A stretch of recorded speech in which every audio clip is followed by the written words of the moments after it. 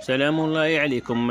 موعد وتوقيت القنوات الناقلة لمباراة الدفاع الحسني الجديد ضد الرجاء الرياضي ضمن الدوري المغربي للمحترفين القسم الأول جولة الثالثة.